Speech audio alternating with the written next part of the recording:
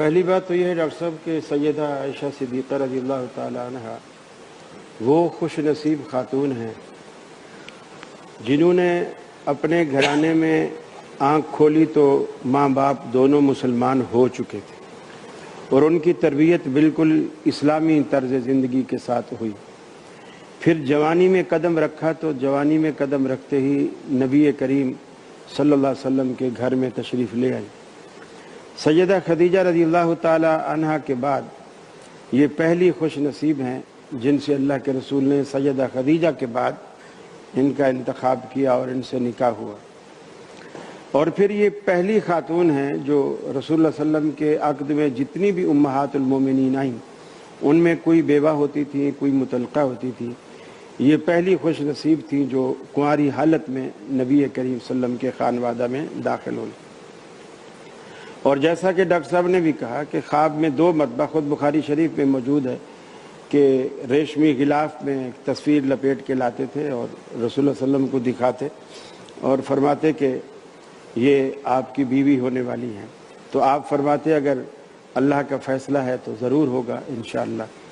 تو جب آپ کی شادی ہوئی تو آپ نے حضرت عائشہ کو یہ بات بتائی کہ عائشہ تمہاری شادی سے پہلے اللہ نے تمہاری صورت مجھے 2 مرتبہ دکھائی۔ سوئچنگ اچھی نہیں ہو رہی، جو بھی سوئچنگ میں بیٹھا ہوا ہے وہ ایک ہی، اور بھی لوگ بیٹھے ہیں وہ توجہ سن رہے ہیں، ان کو بھی دکھائیں، پی ٹی وی کی سوئچنگ چل رہی ہے جی۔ تو دوسری بات یہ ہے کہ رسول اکرم صلی اللہ علیہ وسلم نے جس محبت اور پیار کا اظہار سیدہ عائشہ سے کیا کہ صحابہ کرام کو بھی یہ بات معلوم تھی کہ جب حضرت عائشہ کی باری والے دن اللہ کے رسول ان کے گھر میں آتے تو صحابہ زیادہ تر تحفے تحائف اسی موقع پر دیا کرتے تھے، اور دیگر ازواج مطہرات کو یہ بات تھوڑی سی گراں گزرتی تھی، اور انہوں نے سب سے پہلے حضرت ام سلمہ کو اور پھر حضرت فاطمہ رضی اللہ تعالی عنہ کو اور پھر حضرت زینب رضی اللہ تعالی عنہ 3 الگ الگ دفعہ بھیجا کہ پہلے حضرت ام سلمہ سے کہا کہ آپ رسول اللہ صلی اللہ علیہ وسلم سے درخواست کرو کہ وہ صحابہ کرام میں واعظ فرمائیں کہ میں جب بھی جہاں جس کے گھر میں بھی ہوں تو تمہیں جو تحفہ بھیجنا ہے تو عائشہ کی گھر کا انتظار نہ کیا کرو، بھیج دیا کرو۔ آپ نے ایسا اعلان نہیں کیا۔ سیدہ فاطمہ رضی اللہ تعالیٰ عنہ کو بھیجا گیا۔ سیدہ فاطمہ نے عرض کی کہ اللہ کے رسول تمام امہات المومنین کا یہ خواہش ہے کہ آپ صحابہ کرام سے یہ کہیں کہ صرف عائشہ کے گھر میں تحائف نہ بھیجیں، باقیوں کے بھی بھیجا کریں۔ آپ نے فرمایا بیٹی کیا تو اس کو پسند نہیں کرتی جسے میں پسند کرتا ہوں؟ کہا بابا جی بالکل میں پسند کرتی ہوں۔ تو آپ نے فرمایا پھر عائشہ مجھے پسند ہے، عائشہ مجھے پسند ہے۔ گویا میں صحابہ کرام کو ان کے ساتھ اگر کوئی حسن سلوک ہوتا ہے تو میں ان کو روک نہیں سکتا، یہ ان کا اپنا نصیب ہے، لیکن میں نے کسی کو کہا بھی نہیں کہ تم تحائف اس وقت بھیجو کہ جب میں لوگوں کا اپنا انتخاب، اپنا ذوق۔ پھر حضرت زینب رضی اللہ تعالی عنہا کو بھیجا گیا جو آپ کی پھوپھی زاد بہن، انہوں نے آ کر کے کہا کہ تو پھر آپ نے ان کو وہی الفاظ کہے جو کسی موقع پر آپ نے حضرت عائشہ سے حضرت خدیجہ کے بارے میں کہے تھے۔ حضرت عائشہ نے جب حضرت خدیجہ کے بارے میں کہا تھا کہ وہ تو فوت ہو گئی ہیں، وہ فوت ہو گئی ہیں اور آپ ابھی تک انہیں یاد کرتے ہو، اور اس کے بعد اللہ نے آپ کو کتنی بیویاں دی، آپ نے فرمایا عائشہ خدیجہ کے بارے میں مجھے تکلیف نہ دو، اللہ نے اس کی محبت مجھے پلا دی، مجھے پلا دی۔ یہی جملہ پھر آپ نے حضرت زینب سے حضرت عائشہ کے لیے کہا کہ مجھے عائشہ کے بارے میں تکلیف نہ دو، اور کئی دفعہ آپ نے اپنی دعا میں یہ کہا کہ یا اللہ تو نے جو تمام ازواج کے مابین عدل کرنے کا حکم دیا ہے وہ میں عدل پورا کرتا، عائشہ کے معاملے میں نہیں عدل پورا کرتا، لیکن میرا دل میرے ہاتھ میں نہیں ہے، میرا دل تیرے ہاتھ میں ہے۔ اگر اس کا مقصد یہ تھا کہ اگر میرا دل کسی کی اب جیسے یوسف علیہ السلام کے والد کے اور بھی بیٹے ہیں، 12 بیٹے، اور ماں باپ کو سارے پیارے ہوتے ہیں، لیکن بعض دفعہ کسی بچے کی ادا، اس کی ذہانت یا اس کا لاڈ پیار اتنا ہو جاتا ہے ماں باپ کے ساتھ کہ باقی بڑے ہیں، یہ چھوٹا ہے، یہ زیادہ محتاج ہے توجہ کا، تو اور ماں کبھی باپ کبھار کی کچھ توجہ- ادائیں بچوں کی ایسی ہوتی جی ہیں ہاں، کہ ماں باپ اس طرف کھنچ جاتے ہیں. بالکل اس طرف ہو جاتا ہے.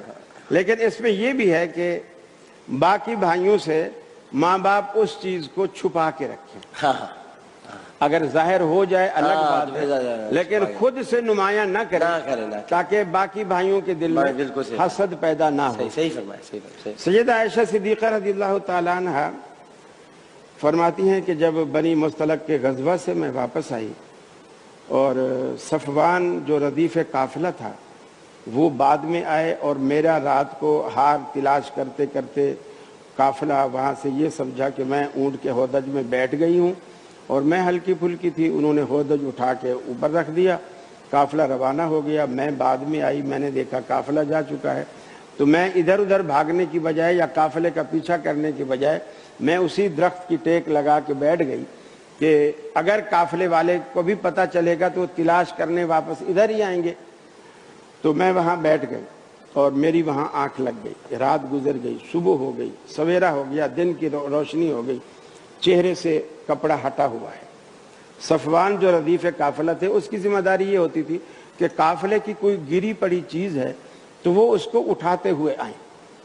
تو وہ جب ردیف قافلہ آیا اس نے مجھے دیکھا تو فرماتی ہیں کہ پردے سے پہلے اس نے مجھے دیکھ رکھا تھا اور دیکھتے ہی پہچان گیا. اس نے کہا انا للہ و انا الیہ راجعون، اور جیسے اس نے انا للہ و انا الیہ راجعون کہا میری آنکھ کھل گئی. میں نے سب سے پہلے اپنے دوپٹے سے اپنا چہرہ ڈھانکا. اس نے میرے سامنے اونٹ بٹھایا اور میں اونٹ کے اوپر سوار ہو گئی. وہ پیدل چلتا رہا اور تقریباً دوپہر کے قریب ہم قافلے سے جا کر مل گئے. پھر مجھے کچھ پتہ نہیں کہ منافقین نے میرے خلاف کیا طوفان بدتمیزی کھڑا کیا ہے. میں تو بالکل سمجھنے سے قاصر تھی. 30 دن کے لیے کمرے میں ہی بند ہو گئے. جی 30 دن کے لیے کمرے میں ہی جی بالکل. اور رسول اللہ صلی اللہ علیہ وسلم کی وہ لطافت، وہ محبت، وہ الفت، وہ پیار جو میں آج کے دن سے پہلے محسوس کیا کرتی تھی، آج سے میں وہ نہیں دیکھ رہی. لیکن تجسس بھی ہے. پھر فرماتی ہیں میں نے سوچا کہ چلو میں ماں باپ کے گھر چلوں اور وہاں سے اماں ابا سے پوچھوں گی کہ کیا معاملہ ہے، اللہ کے رسول مجھ سے کیوں ناراض ہے. اللہ کے رسول سے اجازت مانگی، آپ نے دے دی. گھر چلے گئے. وہاں جب گئے تو ابا سے پوچھا، اماں سے پوچھا، رسول اللہ صلی اللہ علیہ وسلم محزون نظر آتے ہیں، آقا کیوں محزون ہیں؟ آپ نے فرمایا بٹیا اگر وہ محزون ہیں تو ہم کب خوش ہیں، ہم بھی تو اسی طرح غم میں ڈوبے ہوئے، لیکن کسی نے مجھے بات نہیں بتلائی. فرماتی ہیں کہ ایک دن میں مستہ کے ساتھ باہر ہوائج انسانی کے لیے گئی اور جب واپس آ رہی تھی تو مستہ کا پاؤں پھسلا تو کہنے لگے، انہوں نے اپنے بیٹے مستہ کو بد دعا دی اور کہا کہ مستہ جو ہے وہ اس کا ستیہ ناس ہو، اس طرح کے جملے جس طرح عرب کہا کرتے تھے بھائی آقا کے الفاظ. تو حضرت عائشہ فرماتی ہیں تو نے کیوں بیٹے کو برا بھلا کہہ رہی ہے، وہ اچھا بھلا تو ہے، اچھا دیندار آدمی ہے. تو مستہ نے کہا عائشہ آپ کو معلوم نہیں اس نے تیرے خلاف کس قدر طوفان بدتمیزی کھڑا کیا ہوا ہے. وہ حضرت صدیق اکبر رضی اللہ تعالی عنہ کے بھانجے تھے اور آپ مالی معاونت کرتے تھے، اور اسی دن حضرت صدیق اکبر نے کہا آج کے بعد میں اس کو ایک ٹکا بھی نہیں دوں گا. اور اللہ تعالیٰ نے قرآن مجید میں فرمایا کہ کیا تم اپنی ذاتی خوشی اور ذاتی خوشنودی کے لیے ایسا کرتے ہو، تم تو اللہ کی رضا کے لیے دیتے ہو. تو اللہ کے رسول صلی اللہ علیہ وسلم کہ وہ صحابی انہوں نے پھر سے دینا اسی طرح شروع کر دیا. تو حضرت عائشہ فرماتی ہے اب تو رو رو کے میرا برا حال ہو گیا.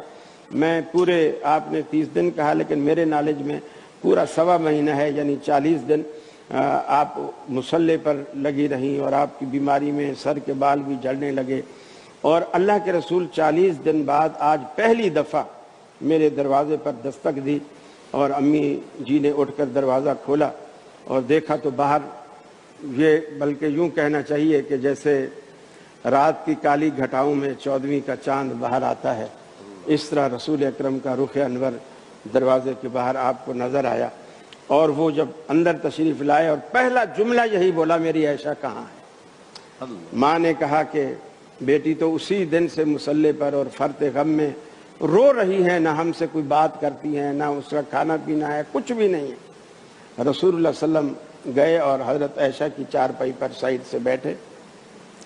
حضرت عائشہ فرماتی ہیں آج یہ پہلی مرتبہ بیٹھے اور پہلی مرتبہ ایک ایسا جملہ فرمایا کہ میرے پاؤں تلے سے زمین نکلے. ایک تو اتنے عرصے بعد آئے.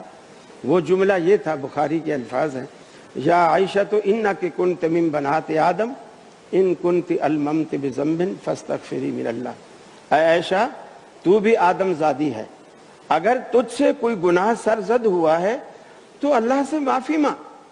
آپ فرماتی ہیں کہ اس وقت میرے دل نے چاہا کہ بس آپ کے دامن سے لپٹ جاؤں اور جی بھر کے رو لوں اور اپنا سارا درد دل جو ہے اپنی آنسوں کے ذریعے باہر نکال دوں، لیکن میرے ضمیر نے میرے قدم روکتے ہوئے مجھے کہا کہ عائشہ یہ تو ٹھیک ہے کہ آج تیرا محبوب تیرے گھر آیا ہے، لیکن جس کی عدالت میں تو نے اپیل کی ہے وہاں سے فیصلہ تو ہو لینے دے.